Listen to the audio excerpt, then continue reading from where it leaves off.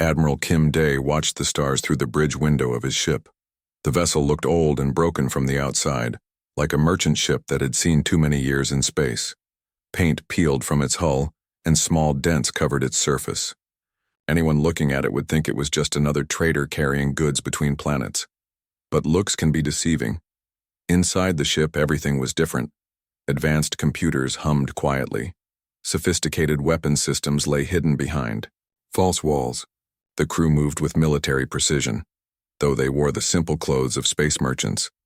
This was no ordinary trading vessel. This was the command ship of Earth's most secret operation. "Report from all units," Kim Dae said quietly to his communications officer. Lieutenant Park Min checked his console. Hundreds of small lights blinked on the star map before him. Each light represented a human ship that had just entered alien space. "All ships have reached their target systems, Admiral. The aliens registered us as civilian traffic. No alerts, no investigations." Kim Dae nodded. This was exactly what he had hoped for. Humanity had learned something important over the centuries of war on their home planet. Sometimes the best way to win a fight was to make sure your enemy never knew they were in one until it was too late. Far across the galaxy, on a monitoring station orbiting the planet Kepler 442, an alien named Thexval sat at his duty station. The Vorthon had 3 eyes and moved his arms like tentacles. He was bored. His job was to watch for dangerous ships entering their space, but most days nothing interesting happened. A soft beep came from his console. More ships had entered the system. Thexval looked at the readings with one eye while the other 2 watched. Entertainment programs. The ships showed up as small cargo vessels. Their energy signatures were weak. Their hulls looked old and damaged. These were clearly just more human traders trying to make money in alien space. Thexval marked them as civilian traffic and went back to his entertainment. He never bothered to look closer. If he had, he might have noticed that these traders carried no actual cargo. He might have seen that their crews were all young and fit, like soldiers rather than merchants. He might have realized that their flight paths took them not to markets or trading posts, but to strategic locations throughout the system. But Thexval saw only what he expected to see. Worthless human ships that posed no threat to the mighty Galactic Hegemony. On one of those worthless ships, Captain Li Yian studied detailed maps of the alien system. Her vessel, the Merchant's Hope, had spent 6 months traveling to reach this place. To any observer, she and her crew looked like simple traders. They wore casual clothes and carried basic equipment. Their ship's exterior was deliberately dirty and dented. But beneath the false floor of their cargo hold lay enough advanced weaponry to level a small city. Hidden in the walls were sensors that could detect alien communications from across the star system. The crew members, who appeared to be simple merchants, were actually some of Earth's best soldiers and intelligence specialists. "Status report," Li Yan said to her second-in-command. Sergeant Han Bo looked up from his instruments. "We've identified the main communication relay for this system. All military traffic goes through a single station. Their defense grid has 17 weak points, and we've learned enough of their language to understand their basic commands." Li Yan smiled. The aliens thought humans were primitive. They believed Earth's technology was centuries behind their own. This mistake was exactly what humanity had been counting on. Similar scenes played out across 17 different star systems that day. Human ships that looked like harmless traders slipped past alien defenses that had protected these worlds for thousands of years. Each ship carried carefully selected teams of soldiers, scientists, and intelligence officers. Their mission was simple: learn everything about alien military capabilities while appearing completely harmless. The Galactic Hegemony had ruled this part of space for over 2,000 years. Their massive battleships could destroy entire planets. Their technology was far advanced beyond anything humans appeared to possess. They had never been seriously challenged by any other species. That was about to change. Back on the command ship, Admiral Kim Dae studied reports from all 17 operations. Every team had successfully entered their target system. None had been detected as military vessels. The aliens continued to see only what they expected: weak human traders looking for profit in alien space. Phase 1 is complete, Kim Dae announced to his senior staff. All units are in position. Begin Phase 2 reconnaissance operations. Across the galaxy, human crews began their real work. They monitored alien communications, learning languages, and military procedures. They mapped defense systems and identified key targets. They studied alien psychology and tactical doctrines. Most importantly, they remained completely invisible to their hosts. The aliens had made a fatal error. They assumed that because human ships looked primitive, humans themselves must be primitive. They never imagined that Earth's greatest military minds had spent over a century planning for this moment. They could not conceive that humanity's apparent weakness was actually their greatest strength. In the months to come, the galaxy would learn a harsh lesson about underestimating humans. But for now, the alien worlds slept peacefully, unaware that their greatest enemy had already arrived and was watching them from the shadows. 6 months had passed since the human ships first appeared in alien space. On the planet Zephyria Prime, intelligence analyst Veltar worked late into the night cycle. The insect-like alien had compound eyes that could see patterns others missed. This skill had earned Veltar a position in the intelligence corps, but tonight it was causing nothing but worry. Veltar stared at the holographic display floating above the desk. Hundreds of data points showed the movement of ships throughout their sector of space. Most were routine, cargo vessels following established trade routes, passenger ships moving between colonies, military patrols on their regular schedules. But some ships stood out. The human vessels were different. They never followed the normal patterns. Veltar's forearms moved quickly over the control panel, highlighting the suspicious ship movements in red. The pattern became clear when viewed. This way, human ships consistently appeared near important locations: communication relays, military bases, resource extraction facilities, fuel depots, strategic jump points between star systems. This cannot be coincidence, Veltar muttered in the clicking language of the Zephyrians. The next morning, Veltar requested a meeting with Commander Kixmoth. The commander was a veteran officer with scars from the border wars 20 years ago. Kixmoth had 4 arms like all Zephyrians, but one had been replaced with a mechanical prosthetic after battle damage. "Commander, I need to show you something important," Veltar said, activating the holographic display in the briefing room. Kixmoth examined the data with practiced eyes. The red dots showing human ship positions created an obvious pattern around every major installation in their territory. "Interesting," Kixmoth said slowly. "But what exactly are you suggesting, analyst? These human ships are not following trade routes. They position themselves near our most sensitive facilities. Their cargo manifests show they carry basic trade goods, but their flight patterns suggest surveillance operations." Kixmoth's mechanical arm clicked as it moved. "You think these primitive humans are spying on us? The evidence suggests nothing," Kixmoth interrupted. "Humans barely understand basic space travel. Their ships are held together with metal patches and hope. You're seeing patterns where none exist." Veltar's compound eyes focused intently on the commander. "But sir, if we investigate just one of these vessels..." "Absolutely not. We will not waste military resources chasing shadows. The humans are traders. Nothing more. Their presence near our facilities is simply because those are the places where they can find buyers for their goods." The meeting ended with Veltar's concerns dismissed. The analyst returned to the data center feeling frustrated, but not defeated. If the command structure would not listen, Veltar would continue watching alone.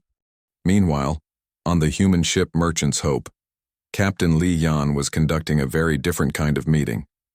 Her crew gathered in what appeared to be a simple cargo bay, but hidden panels in the walls concealed advanced communication equipment.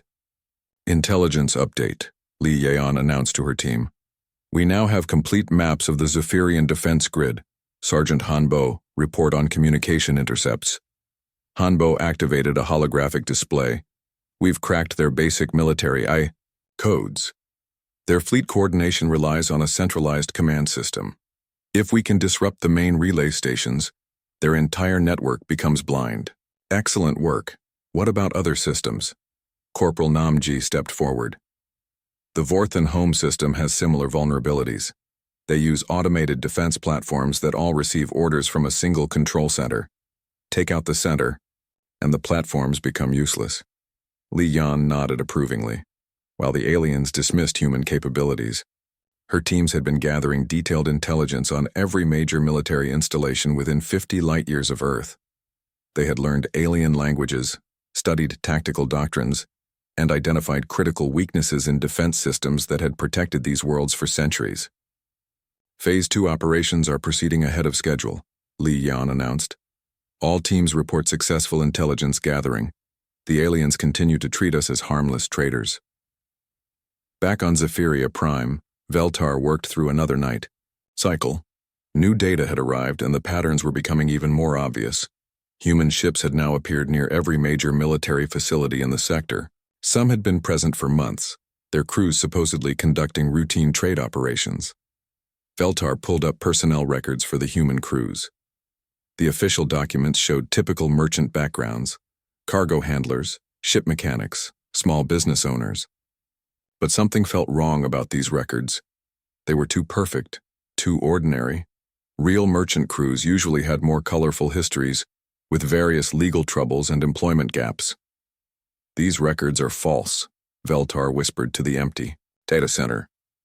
The analyst tried once more to contact Commander Kixmoth, but the commander refused to schedule another meeting. Other senior officers also dismissed Veltar's concerns.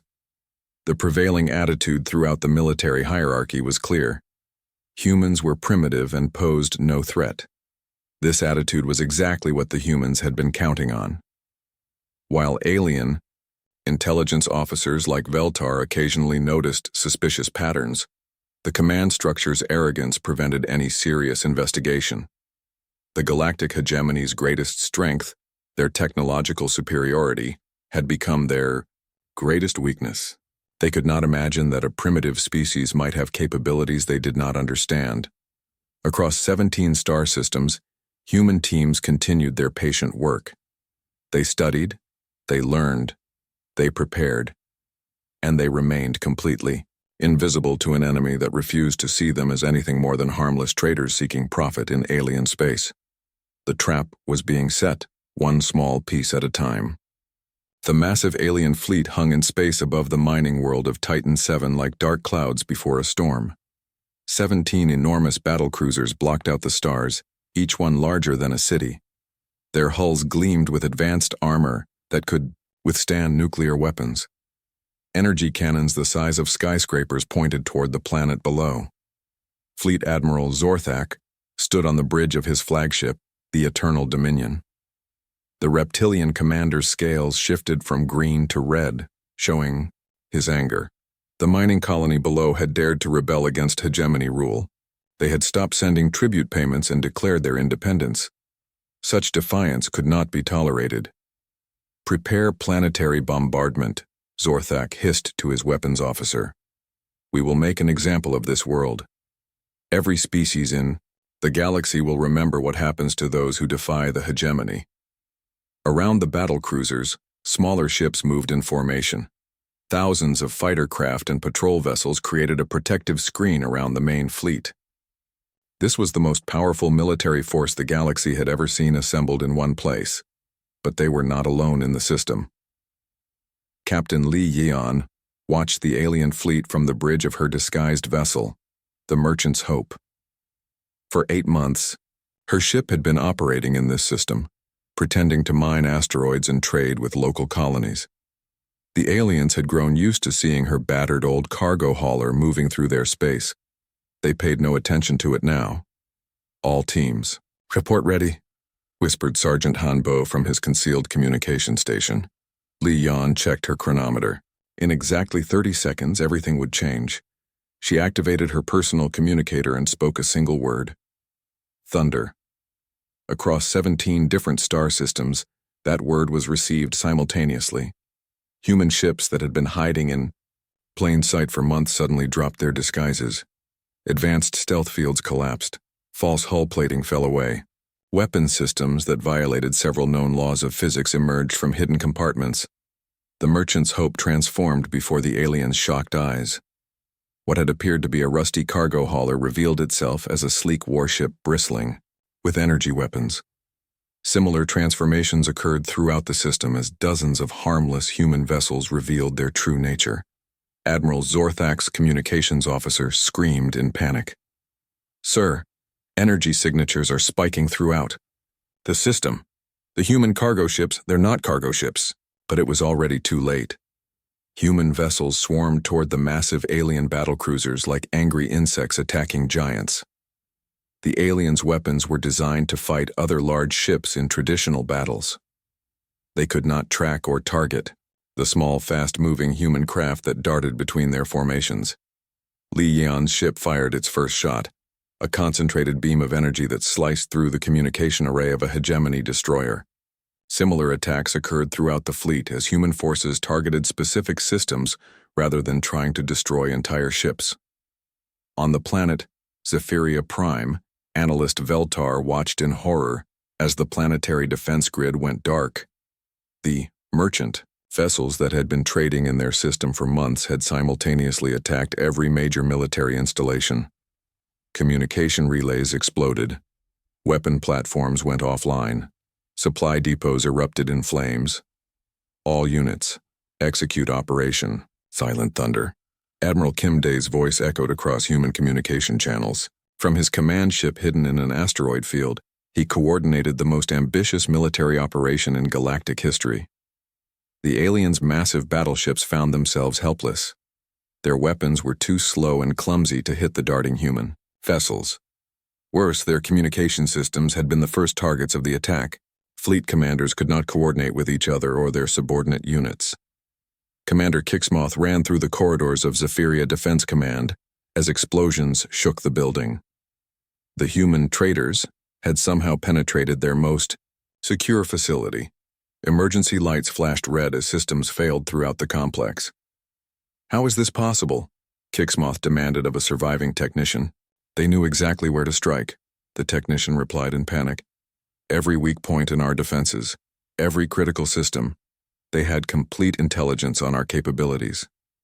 Back in space above Titan 7, Admiral Zorthak watched his mighty fleet being systematically dismantled by an enemy he had never taken seriously. Human ships moved with perfect coordination, each one knowing exactly what target to hit and when. Their weapons technology was clearly far more advanced than anyone had realized. "Retreat, all ships retreat," Zorthak commanded, but his communication systems were already dead. His orders could not reach the other ships in his fleet. The battle was over in less than 2 hours. Not a single human ship had been destroyed, while the alien fleets found themselves crippled and helpless. Critical systems had been disabled. Rather than destroyed, the humans wanted to send a message, not commit genocide. As the dust settled, emergency broadcasts began transmitting from Earth. Admiral Kim Dae's image appeared on every communication screen throughout hegemony space. "To the beings of the galactic hegemony." His voice was calm and measured. "For over 100 years, Earth has been preparing for this moment. While you built monuments to your own power, we built an invisible network that spans your entire civilization. Today, you have learned that the most dangerous enemy is the one you never see coming. The galaxy's greatest military powers had been defeated by ships they had dismissed as harmless traitors. The age of hegemony dominance was over. The emergency session of the Galactic Council had been called within hours of the attacks. In the Great Chamber on Hegemony Prime, representatives from dozens of species gathered in panic. The massive dome that usually echoed with the confident voices of galactic rulers now filled with fearful whispers and angry shouts. Chancellor Vexnari stood at the center podium, her tentacles writhing with anxiety. The hegemony's leader had ruled for 30 years, but she had never faced a crisis like this. Reports continued flooding in from across their territory. 17 major systems had been hit simultaneously. Military installations were crippled. Communication networks were down. Supply lines were broken. "How many ships did they use?" demanded Ambassador Krelnock, his 4 eyes blinking rapidly. The Vorthan representative's voice shook with disbelief. "Our initial estimates suggested several 100 vessels," replied General Thoxmar, reviewing the data on his tablet. but intelligence now indicates the number may be over 2,000. A shocked silence filled the chamber. 2,000 ships was larger than most species' entire space fleets.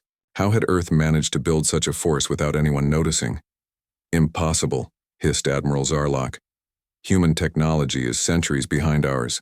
Their ships are barely capable of interstellar travel.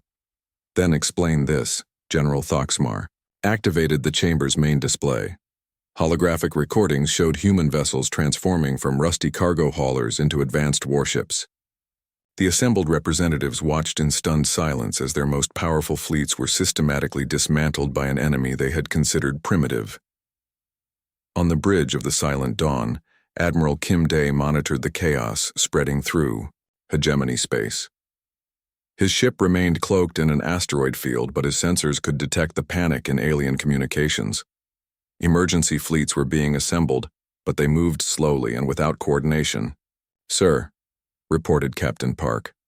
So, from the tactical station, the Vorthen home fleet is attempting to regroup. They're trying to restore communication with their outer colonies. Kim Day studied the tactical display. The alien forces were doing exactly what he had predicted they would do. Their military doctrine relied on massive shows of force and centralized command structures. When those advantages were removed, they became confused and ineffective. "Deploy harassment units," Kim Day ordered. "Don't let them reorganize. Keep them off balance." Throughout the galaxy, small groups of human ships began hitting alien forces, wherever they tried to regroup. The attacks were surgical and precise.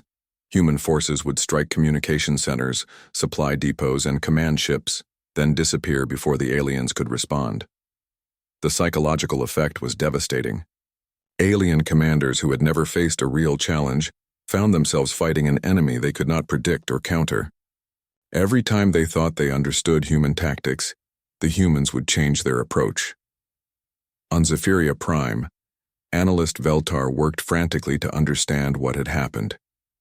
The intelligence officer had been right about the human threat, but being right brought no satisfaction now. The analyst's homeworld's defenses lay in ruins and panic filled the streets.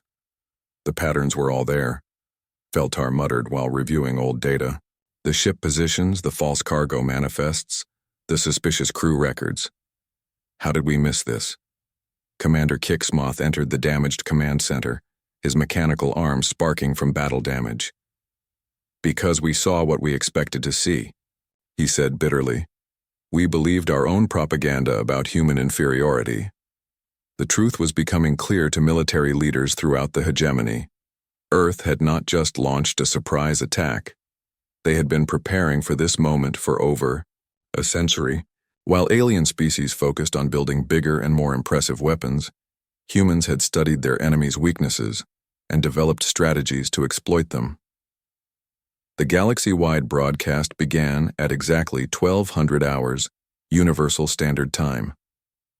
Every communication screen, every data terminal, every emergency channel suddenly displayed the same image. Admiral Kim Day sat calmly in what appeared to be a simple ship's bridge, but his words carried the weight of absolute authority. "To the beings of the galactic hegemony," he began.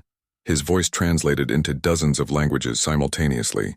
"My name is Admiral Kim Day of the Earth Defense Force. For 112 years since your first contact protocols were established, Earth has been preparing for this moment." In the council chambers, the alien representatives listened, in stunned silence. "You assumed that because our ships looked primitive, we ourselves must be primitive," Kim Day continued. "You never imagined that Earth's greatest military minds had spent over a century planning for this day. While you built monuments to your own power, we built an invisible network that spans your entire civilization." The broadcast showed tactical displays of human operations across 17 star systems. Each attack had been coordinated to the second, with perfect knowledge of alien capabilities and weaknesses. "We have studied your languages, your tactics, your technology, and most importantly, your psychology," Kim Day said. "We learned that your greatest strength, your belief in your own superiority, was also your greatest weakness." The alien representatives realized they were witnessing the end of an era. The galactic hegemony that had dominated this region of space for 2 millennia had been outmaneuvered by a species they had dismissed as backward traders. This is not conquest, Kim Day concluded. This is correction. The galaxy will be restructured, according to principles of justice and equality. The age of exploitation is over. The broadcast ended, leaving the council chamber in stunned silence. The galaxy's apex predators had been outthought, outplanned, and outfought by the species they had most underestimated. 3 months after the Silent War ended, the galaxy looked very different. The massive hegemony battleships that once patrolled space lanes had been replaced by smaller human vessels. These ships no longer hid behind false appearances. Their sleek hulls and advanced weapons were visible to all, serving as reminders of the new reality. On the observation deck of Earth Station Prime, former intelligence analyst Veltar stood beside Captain Li Yan, watching the busy traffic of the reformed galaxy. The Zephyrian's compound eyes tracked dozens of ships moving between the space station and nearby planets. Many were alien vessels, but they now operated under human oversight. Your people kept their word, Veltar said in carefully practiced human language. You could have destroyed us all, but you chose a different path.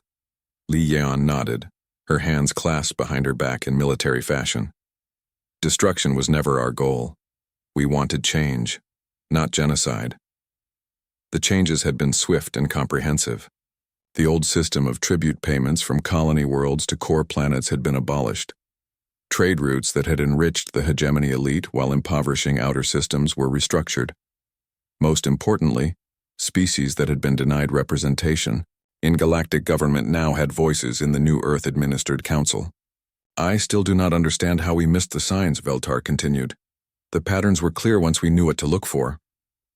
Because you saw what you expected to see, Li Yan replied. Your leaders believed humans were primitive, so they ignored evidence that contradicted that belief. It's an old human saying, pride comes before the fall. In the months following the Silent War, the galaxy had learned much about human psychology and tactics. Earth's military philosophers had studied warfare for thousands of years, developing concepts that alien species had never encountered. The idea of appearing weak while actually being strong was foreign to cultures that valued displays of power. The human approach to governance was equally alien to the former hegemony. Instead of ruling through fear and overwhelming force, humans established systems based on cooperation and mutual benefit. Colony worlds that had suffered under hegemony taxation now found themselves partners in interstellar trade networks. On the planet Titan 7, where the first strikes had occurred, mining operations continued under new management. The workers who had once lived in fear of orbital bombardment now operated their own facilities. Human advisors helped them establish fair labor practices and equitable profit sharing. Former Fleet Admiral Zorthak, now serving as a regional administrator under human oversight, found the new system difficult to understand. The reptilian commander had spent his career believing that strength meant the ability to destroy enemies. The human concept of strength through cooperation confused him. They could have executed us all, Zorthak said to his aide during a routine inspection of the mining operations. Instead, they gave us jobs in their new government. Why? The aide, a young hegemony officer named Kexival, had adapted better to the new reality. Because they need our knowledge of local systems and populations. Dead enemies provide no useful information. This pragmatic approach characterized human administration throughout the reformed galaxy. Rather than replacing all alien personnel, humans had integrated willing individuals into new governmental structures. Those who could adapt to principles of equality and cooperation found positions in the new order. Those who could not were quietly retired to civilian life.